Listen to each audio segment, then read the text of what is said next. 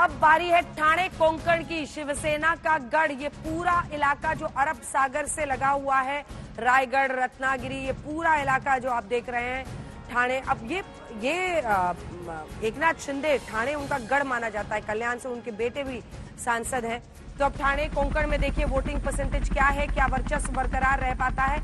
यहाँ पर फासला बड़ा है, फासला यहाँ पर 8% वोटों का है। 45% वोट महायुति को जाते हुए और 37% महाविकास आघाड़ी को। अब यहां तक ठाणे कोंकण का इलाका बताते हुए अब आपको सीट में तब्दील करके यही नंबर्स बता देते हैं। यहां पर असली लड़ाई होगी कि बाला साहब ठाकरे की विरासत जनता ने किसको सौंपी। एकनाथ शिंदे असली हकदार बने या बने उद्धव ठाकरे, क्योंकि पिता ने तो पुत्र को सौंपी पार्टी, लेकिन उनके एक लॉयलिस्ट ने की बगावत बेटे के खिलाफ। पूरी मल्टी ड्रामा, एकदम मल्टी स्टारर फिल्म है, एकदम बॉलीवुड फिल्म इंडस्ट्री की। अब मुंबई से ज्यादा दूर भी नहीं है। अब ऐसे में जनता को ये देखिए, महायुति को 20 सीटें और 8 सीटें, 12 सीटों का फासला। ये बहुत बड़ा वर्डिक्ट एक तरह से होगा कि जनता की नजर में अगर एकनाथ शिंदे बाजी मार ले जाते हैं तो फिर इलेक्शन कमीशन ने भी उन्हें चिन्ह दे दिया और जनता ने भी उनके हाथ में बाला साहब ठाकरे की विरासत सौंप दी, ये कहा जाएगा। निश्चित रूप से अगर ये नतीजे इस तरह अगर ऐसा रिजल्ट आते हैं, क्योंकि ये साफ दिखा रहा है कि महायुति को यहाँ पर 20 सीटें और 8 सीटें। तो ये वो इलाका है जहाँ पे माना जाता है एकनाथ शिंदे का ज्यादा प्रभुत्व है यहाँ पे, और वो यहाँ के ठाणे खासतौर पे उनका बहुत ही प्रभावशाली इलाका है। यहाँ पे वैसे भी उद्धव ठाकरे की स्थिति इतनी कमजोर जितनी दिख रही, मुझे लगता है इतनी कमजोर होनी चाहिए। अगर इतनी कमजोर है तब तो वाकई फिर जब 20 और 8 का आंकड़ा है वो और आगे भी बढ़ इतना होता है तब तो फिर क्योंकि 8% का गैप, उत्तराधिकारी कौन बनेगा फिर? अब ये तो बड़ा मुश्किल काम है। नतीजे आ जाए उसके बाद 23 तारीख को तय कर लेंगे।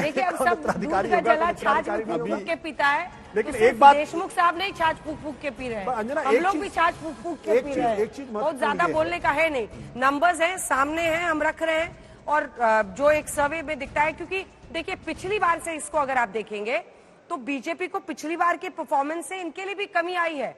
पिछली बार यहाँ पर शिवसेना की 15 और बीजेपी की 11 सीट आई थी, तो 26 सीटें आई थी महायुति की वहां पर, मतलब एनडीए जो था। और वहीं पर एनसीपी की 5 आई थी। कांग्रेस यहाँ पर खाता भी नहीं खोल पाई थी। लेकिन फिर हम सीटें दिखा रहे हैं कम, क्यों? क्योंकि कांटे की टक्कर वाली सीटों पर जहां पर प्रेडिक्ट करना मुश्किल है, हम वहां पर छाछ को भी फूक फूक कर पी रहे हैं। बोल लीजिए। नहीं, मैं ये कह रहा था कि देखिए ये अपने आप में बड़ी जीत होगी एकनाथ शिंदे की, क्योंकि जब वो मुख्यमंत्री बने थे तो लोगों ने सोचा था कि ये तो डमी कैंडिडेट हैं, इनको तो भारतीय जनता पार्टी पीछे से चलाएगी, इसीलिए डिप्टी सीएम बनाया गया देवेंद्र फडणवीस को कि सरकार वो चलाएंगे।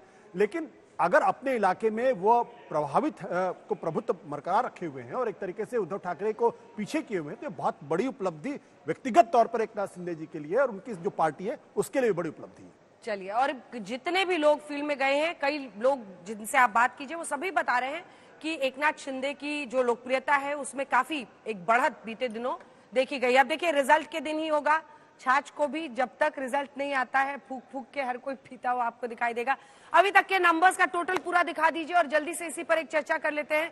प्रेम शुक्ला जी, देखिए मतलब इसको कहा जाता है कहीं खुशी कभी गम, क्योंकि मामला महाराष्ट्र का है, मुंबईया स्टाइल में बोला जाए फिल्मों के आधार पे, तो फिल्म इंडस्ट्री के एक फिल्म का नाम आपको कह देते हैं।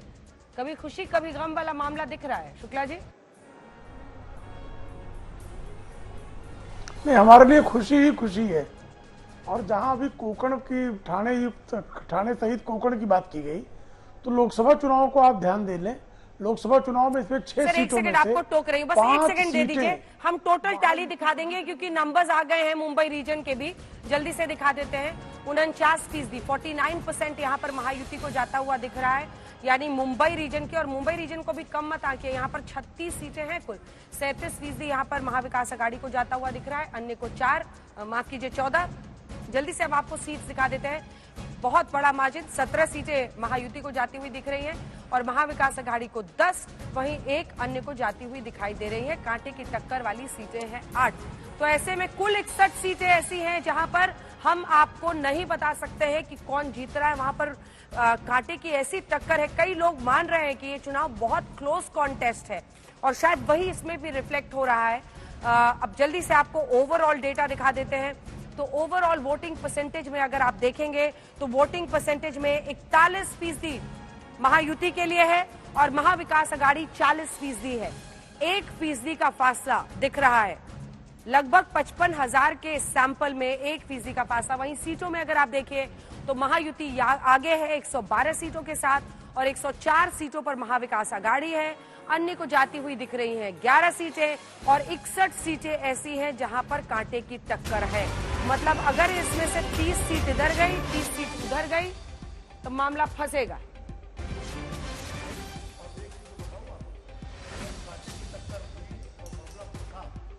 उसमें महायुति का पलड़ा इसलिए भारी रहेगा कि शासन और सत्ता के सारे सूत्र उसके पास है। हमेशा जब भी ऐसी स्थिति होती है तो जिसके पास सत्ता और शासन होता है उसका पलड़ा हमेशा भारी रहता है, स्वाभाविक रूप से। पर विनोद जी, एक चीज इंपॉर्टेंट बात क्या है कि जहां पर एकनाथ शिंदे की पार्टी लड़ रही है वो बहुत मजबूती के साथ लड़ रही है और उद्धव ठाकरे से उसको वोटों का फासला 10 से 12% का है। भारतीय जनता पार्टी जहां अकेले अपने दम पर लड़ रही है वहां पर उसकी स्थिति कमजोर दिखाई पड़े, मराठवाड़ा के इलाके में और विदर्भ के इलाके में। इसका मतलब यह है कि यह भी संभावना हो सकती है कि बीजेपी सिंगल लार्जेस्ट पार्टी के तौर पर भी ना इमर्ज कर। पिछली बार 105 सीट लेकर आई, उसके पहले 122 सीट लेकर आई। नहीं, बीजेपी अगर सिंगल लार्जेस्ट पार्टी के तौर पर 149 सीटें लड़ने के बाद भी नहीं इमर्ज करती है तो बीजेपी के लिए चिंता की बात। बिल्कुल, चलिए ठीक है, बीजेपी की चिंता की बात तो यहाँ ढूंढ ली गई है प्रेम शुक्ला जी, लेकिन युति आगे दिख रही है। और चूंकि अभी हमारे पास पार्टी वाइज ब्रेकअप नहीं है, इसलिए ओवरऑल तस्वीर जो दिख रही है, अब इस सर्वे को लेकर आपका क्या कहना है? 112, 30, 142। देखिए, कुछ लोग सपने देखते हैं, उनको सपने देखने का अधिकार है। उनके सपने बार बार चकनाचूर होते हैं, फिर भी वो सपने देखते हैं, वो सपने देखते रहे।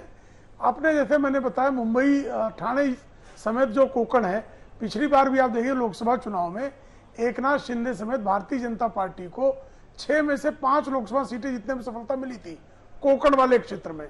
तो वहां स्पष्टता से ये जनादेश हो गया था कि लोकसभा चुनाव में भी शिवसेना की जगह, शिवसेना यूबीटी की जगह शिवसेना असली जो है वो एकनाथ शिंदे की है। यह कोंकण का जनादेश था। मुंबई में 4 सीटें जो हैं वो गई थी उस समय महाविकास आघाड़ी को, 2 सीटें महायुति को थी। लेकिन असेंबली इलेक्शन में आप साफ तौर पर देख रही हैं कि असेंबली इलेक्शन में वो पलड़ा फिर से पलट गया है और भारतीय जनता पार्टी के नेतृत्व में महायुति को जो है आपके सर्वे में 20 सीटें दिखाई दे रही, अभी 11 सीटें उनको दिखाई दे रही हैं, 20 और 10 दिखाई दे रहा है आपको। लेकिन मुझे पूरा विश्वास है कि भारतीय जनता पार्टी के नेतृत्व में हमारी महायुति जो है वो 36 में से न्यूनतम 25 सीटें जीतेगी। ये स्पष्टता से दिखाई दे रहा है। मुंबई में, ठाणे और कोंकण में भी लगभग भारतीय जनता पार्टी और महायुति को व्यापक सफलता मिलेगी। ठीक है, आनंद दुबे जी, अगर विदर्भ और मराठवाड़ा में यही नंबर सामने आते हैं तो जाहिर तौर पर बीजेपी के लिए चिंता की बात है, तो वैसे ही आपके लिए कोंकण, ठाणे और मुंबई में चिंता की बात होगी। अंजना जी, सबसे महत्वपूर्ण बिंदु पर तो कोई बात ही नहीं कर रहा। 30 साल बाद महाराष्ट्र में 65.11% का भारी भरकम मतदान हुआ। हमने सुना है, अमूमन ये देखा गया है कि जब सरकार से लोग नाराज होते हैं, असंतुष्ट होते हैं, तब घरों से निकलकर गुस्सा जाहिर करते हुए सरकार के खिलाफ मतदान करते हैं। यही इस बार भी देखने मिला है। ये जो 4-5% मतदान ज्यादा हुआ है, यही तो महाविकास आघाड़ी को जिताएगा। ये लोग भूल जा रहे हैं। मैंने पहले ही कहा कि सर्वे का बहुत आदर करते हैं, इसको मनोरंजन के रूप में तो लेते ही हैं, लेकिन सर्वे तो आ चुका है, क्योंकि जो बढ़ा हुआ टक्का है 4%, यही तो महाविकास आघाड़ी की नैया 160 के पार लगाने वाला है। और ये सब लोग भूल जा रहे हैं। कोई बात नहीं, थोड़ी देर की बात है। आपने विदर्भ दिखाया, मराठवाड़ा दिखाया तो हमारी बढ़त दिखाई, लेकिन कोंकण और मुंबई में जो कमी दिखा रहे हैं तो ये भी तो बताइए साथ में कि जो परसेंटेज बढ़ा है, जैसे कोल्हापुर में बढ़ा है, गढ़चिरौली में बढ़ा है, मुंबई और आसपास के इलाकों में भी बढ़े, वो सब हमारे फेवर में ही आएंगे, क्योंकि भारतीय जनता पार्टी के जो 2.25 वर्ष के काम थे उससे लोग खुश नहीं है। वरना तो 45%, 48% ही मतदान होने वाला था। लेकिन ये जो 65 के ऊपर बढ़ा है, ये हमारी 65% पर, ठीक है, 65% पर। अतुल लोंढे पाटिल साहब, 65% वोटिंग। फडणवीस साहब कह रहे हैं कि हमारे पक्ष में है, हमारे मतदाता निकल गए जो पिछली बार घर में रह गए थे लोकसभा में। अच्छा, पिछली बार घर में रह गए मतदान, उनको पता था कि ये घर में रहा है, इस बार बाहर निकालेंगे, वो हमारा ही है। बड़े बड़े ज्योतिषी है वो। लेकिन मुझे एक बात स्पष्टता से दिखाई देती है कि ये एंटी एस्टेब्लिशमेंट वोट हुआ है, एकदम स्पष्ट तरीके से दिखता था। हाइपर लोकल चुनाव है, मैं कह रहा हूं कि हर जगह मुद्दे अलग है।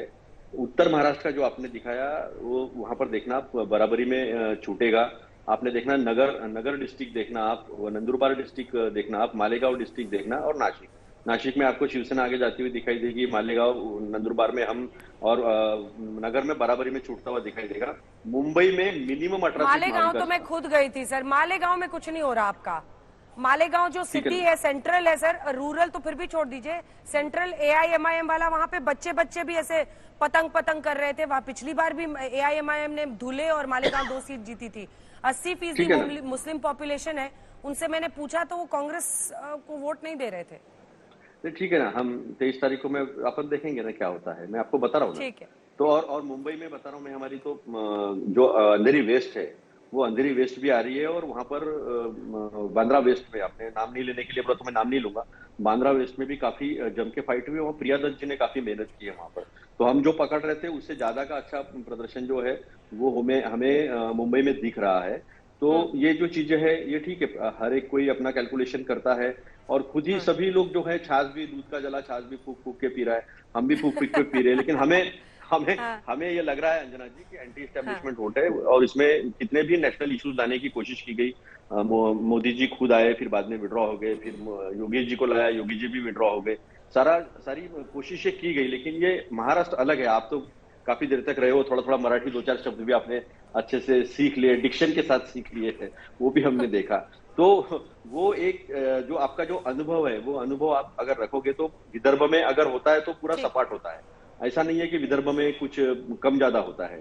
वैसा ही मराठवाड़ा में जो हुआ है, मराठवाड़ा में सोयाबीन का इशू बहुत बड़ा रहा है।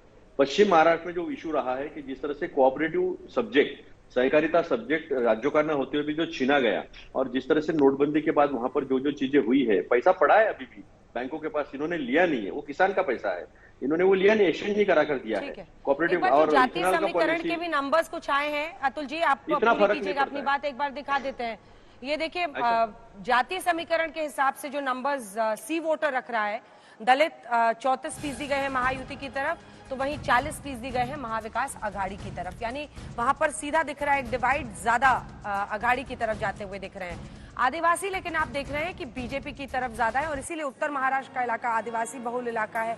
बहुत सारी सीटें यहाँ पर एसटी के लिए रिजर्व है। आदिवासी आप देख रहे हैं 42% और 39% पर अघाड़ी है।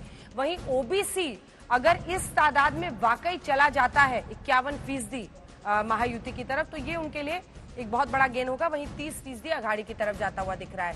सवर्ण 44 और 39%। वहीं मुस्लिम समुदाय 17% एनडीए की तरफ, युति की तरफ, तो वहीं 71% 71 नंबर पलट दीजिए तो 71% महाविकास अघाड़ी की तरफ जाता हुआ दिखाई दे रहा है। क्या मराठा नहीं लिया है इन्होंने, लगता है ऐसा? अगर ओबीसी में इतना फर्क है तो फिर महायुति के लिए बहुत आसान है, क्योंकि ओबीसी महाराष्ट्र के अंदर 38% है। हर चुनाव में, चाहे लोकसभा चुनाव हो, विधानसभा हो, ओबीसी का बीजेपी की तरफ जाना उनके लिए बहुत बड़ी तरीके से पलड़ा झुक जाता है। दलितों के अंदर भी 34%, 40%, दलित महाराष्ट्र के अंदर तकरीबन 9% के आसपास, 9% के आसपास। तो ये जो आंकड़ा दिखा रहा है, अगर ओबीसी में 51-30 का फर्क है तो फिर महायुति के लिए फिर आप मान लीजिए कि आसानी होगी। फिर मराठा 34% युति के साथ है और 50% बताया जा रहा है कि वो महाविकास अघाड़ी की तरफ थे। तो मराठा का भी ब्रेकअप है जिसमें वो 34 युति की तरफ, और ये माना भी जा रहा था क्योंकि 34 और 50। हाँ, तब तो फिर तो ये देखिए माना जा रहा है मराठा आरक्षण बहुत बड़ा मुद्दा है उनका, ये कहना था। लेकिन पिछली बार लोकसभा में ये सबसे बड़ी वजह बना युति के खराब करने की, बहुत मराठवाड़ा के इलाके में, उत्तर महाराष्ट्र में कई जगहों पर। लेकिन इस बार जो मराठा है वो बाय एंड लार्ज, और देखिए खुद अगर आप देखें तो मराठा तो एकनाथ शिंदे भी हैं, नाना पटोले भी हैं, वो कुणबी मराठा हैं। तो ये तमाम नेताओं का जो मुझे लगता है कि इन्फ्लुएंस है, उसमें पटोले साहब भारी पड़ते हुए दिखाई दे रहे हैं, जिसमें मराठा ज्यादातर उनकी तरफ वोट कर रहे हैं। मराठा आरक्षण गले की फांस पिछली बार भी आपके लिए बना था शुक्ला जी। अभी नंबर्स पर एक्स्ट्रापोलेशन, छाछ पीजिए, फूक फूक के, स्ट्रॉ से पी लीजिए चाहे, लेकिन मतलब ऐसा लग रहा है कि मराठाओं की नाराजगी अभी भी बरकरार है। मराठा हमारे साथ है और मराठा हमारे साथ रहेंगे। मराठा उनके साथ क्यों जाएगा? 1980 से आरक्षण दे रहे थे, शरद पवार मुख्यमंत्री हो गए, शंकरराव चौहान मुख्यमंत्री हो गए, वसंत दादा पाटिल मुख्यमंत्री हो गए, शिवाजीराव पाटिल निलंगेकर मुख्यमंत्री हो गए, विलासराव देशमुख हो गए, अशोक चौहान, पृथ्वीराज चौहान, लेकिन कभी नहीं आरक्षण दे पाए। और आदरणीय देवेंद्र फडणवीस जी ने आरक्षण दिया, तो जिसने आरक्षण दिया उसके खिलाफ हो जाएंगे, जिसने नहीं दिया उसके साथ हो जाएंगे। यह कल्पना दिल्ली में बैठकर करना ठीक है और प्रचार करना ठीक है, लेकिन ये जमीन पर नहीं है। मराठा भारतीय जनता पार्टी के साथ, और लोकसभा चुनाव में भी आप सीएसडीएस का आंकड़ा एक बार उठाकर देख लीजिएगा।